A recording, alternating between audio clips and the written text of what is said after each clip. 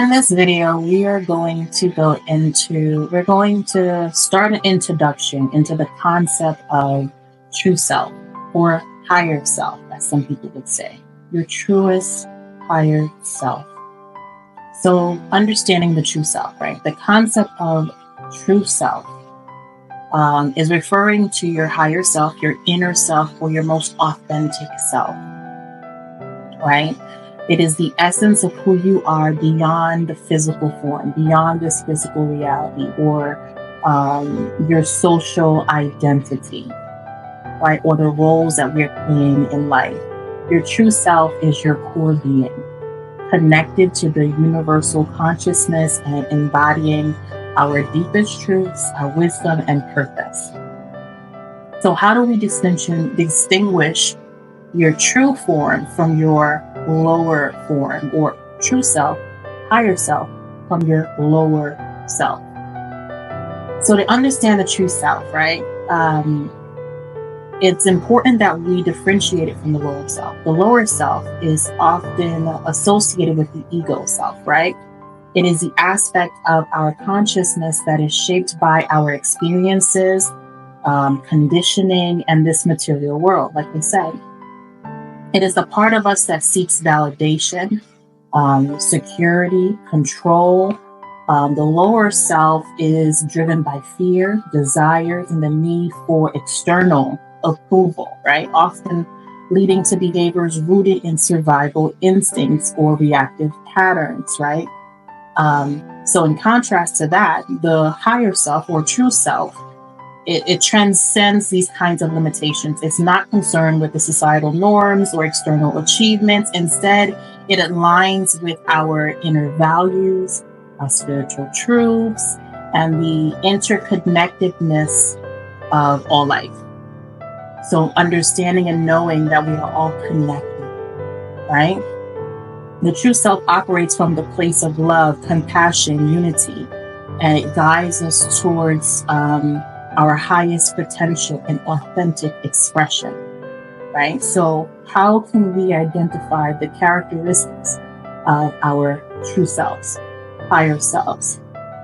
Like I said, one is unconditional love and compassion. The true self embodies a profound sense of love and compassion for oneself, yourself, and others. It recognizes the inherent worth and divinity in all beings, fostering a sense of empathy and kindness, right? Also, inner wisdom and intuition, right? Connected to universal consciousness, the true self possesses deep inner wisdom and intuition. It provides insight, guidance that aligns with our soul's purpose, often perceived through like gut feelings, dreams, and moments of clarity, especially when you're in the state of presence, like being present, fully in the now, right? That's when those things kind of come in, right? Because you're in the now. You're not really concerned with the external world. You're just connected to your inner being, your inner self, your truest form, right? Another characteristic is authenticity and integrity, right? The true self encourages us to live authentically, honoring our true desires, values, and beliefs. It prompts us to act with integrity, aligning our actions with our inner truths. So if you find that your actions is not in alignment with your inner truth, you're not behaving in a way that is authentic to your true self. You're probably more in alignment with your lower self. And so that needs to be looked at and considered. Another characteristic would be peace and right? So it's free from the ego's fears or anxieties, right? The truest self experiences a state of inner peace and equilibrium almost. I don't know if that's the right word, but it lives in a state of inner peace. It's centered, it's calm. Even when there's chaos or challenges, it's calm, it's okay, it's not concerned. Another characteristic would be creativity and joy, right? The true self is a source of boundless creativity and joy. When we connect with this aspect of ourselves, we tap into a wellspring almost, right? Of inspiration, right? And actually find we appreciate the simple things in life. Like simple things bring us pleasure or appreciation. That's probably the better word. So those are some of the characteristics of your true self, your higher self, right? So how do we discover this true self? We spend so long being shaped and conforming to certain conditioning, and also taking into account so much influence of the external that we kind of get lost in the sauce, or we've drowned out our true selves. And we've considered so much the external world, the opinions of others, the conditioning that we have been subject to both knowingly and unknowingly, right? How do we now discover our true self? How can we make that connection again to be able to access that and remain in that, right? Discovering and connecting with your true self is I think, a long life journey. It requires self-awareness, introspection, and spiritual practice. Some of the steps that you can take on this kind of journey is, like I said, self-reflection and awareness, right? Begin to cultivate self-awareness through practices like meditation, journaling, mindfulness. These practices help quiet the mind and create a space for inner reflection, allowing us to observe our thoughts, emotions, and behaviors without judgment. These moments are important. They are necessary. That quieting of the mind, allowing thoughts to come in and come out without judgment. Without judgment, right? Connecting with yourself. Looking for that space of quiet, of peace, of love.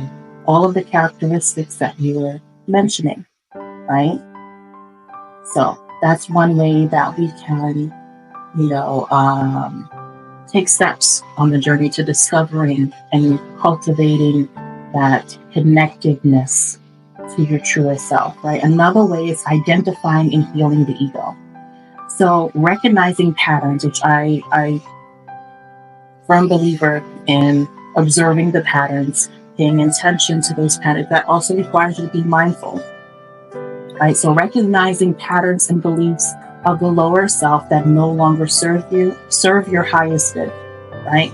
So engage in shadow work to explore and heal unresolved emotional wounds, limiting beliefs, conditioned behaviors. This process involves acknowledging and integrating the shadow aspect of the self, leading to greater wholeness and self-acceptance. This is important. You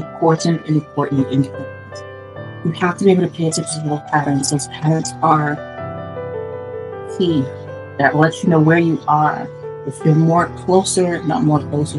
if you're closer in your lower state, or if you're moving more into your higher state, right? What's coming up? What are the patterns that are coming up, right? And doing the work, the shadow work that is necessary to integrate those parts of yourself, and then do that assessment. Is this serving me? Is what I'm experiencing right now, is my feeling, or is this person or this environment, is it serving my highest good? Not make those assessments, right? Another thing is connecting with inner wisdom. So fostering a connection with your inner wisdom and intuition. This can be achieved through practices, again, like meditation, visualization, and connecting with nature. Paying attention to intuitive insights and inner guidance, trusting the message from your higher self. A lot of us, we have a hard time trusting ourselves, trusting that thing that doesn't have evidence behind it, right? Because that's the difference between It's not instinct. There's another word here that I want you to use. Trauma response and intuition. Trauma response has an external situation. It has a reason behind it, right? It has a logical reason behind it. Intuition doesn't need logic. It's a knowing. It's just a knowing. It doesn't need logic. It doesn't need a cosigner, right? It doesn't need that. It doesn't require that. And that's hard for a lot of people to trust. So trying to foster the connection with your inner wisdom and intuition requires you to do that meditation and visualization. And, nature is a great way as well to connect with that. So that's very important. Very, very, very, very important. Another thing that you can do is, again, embrace authenticity. Commit to living authentically, expressing your true self in all areas of your life. This involves aligning your actions with your core values, speaking your truth, and pursuing passions that resonate with your soul. This is deeply important. Anyone on a spiritual journey that is not attempting to live authentically, you're doing yourself a disservice. What's the term I like to use? You are betraying yourself. You're not honoring yourself. Honor yourself. Honor yourself. Be truthful with yourself. Express your true self. Do not block that throat chakra by not expressing your true self, right? And finally, cultivating spiritual practices. I've kind of been saying that all along, with the meditation and the visualization and all these other things, like engaging in spiritual practices that nourish your connection to true self. This can include yoga, energy healing, prayer, or any practice that deepens your spiritual awareness and connection to the divine. This is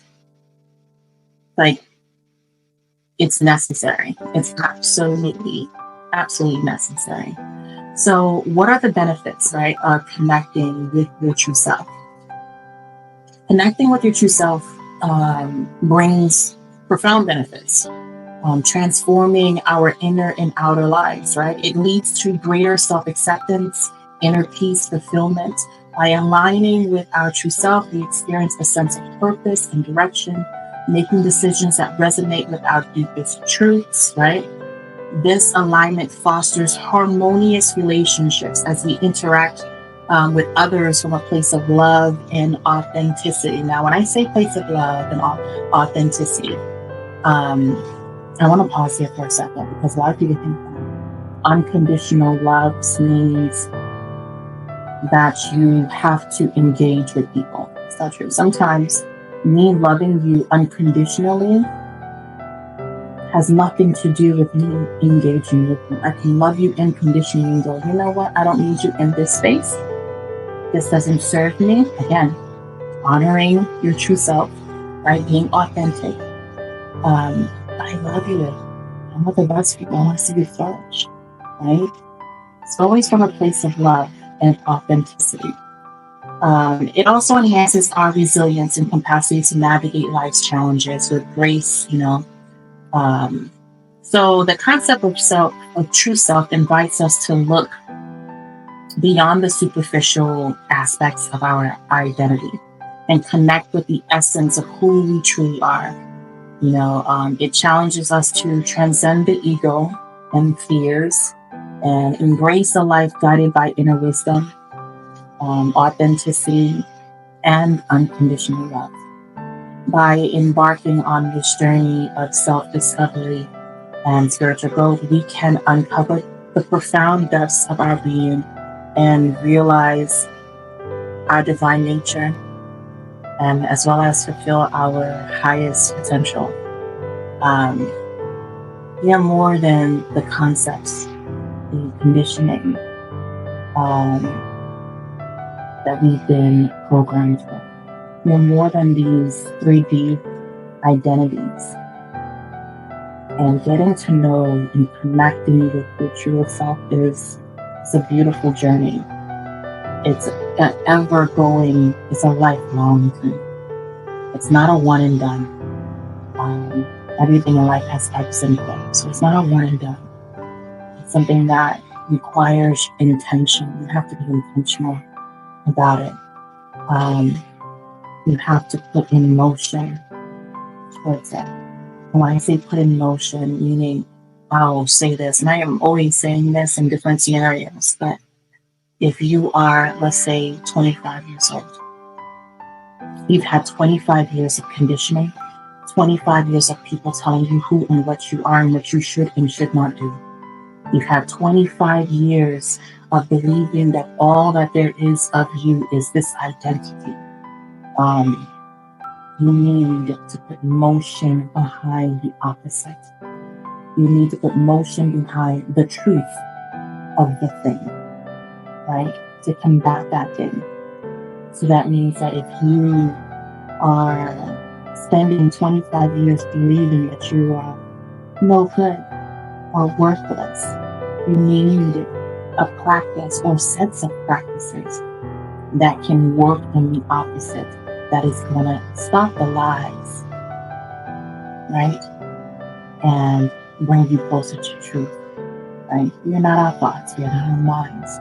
We are our truest forms connected to the universal consciousness, right? God and Goddess, right?